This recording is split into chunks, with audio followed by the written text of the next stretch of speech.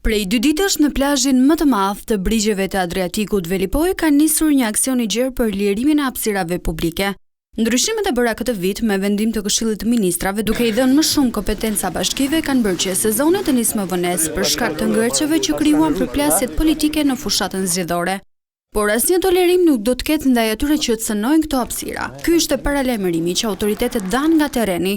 Ju bëj thirrje të gjithë operatorëve që operojnë në plazhin e Velipojës, operatorëve privat, që të zbatojnë ligjin. Ne do ju vim përballë çdo nevoje që ju keni.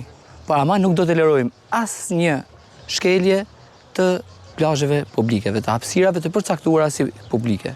Vetë qytetarët vlerësojnë rritjen e hapësirave publike dhe punën që po bëhet në këtë drejtim. Po edhe vjet ka kanë mirë.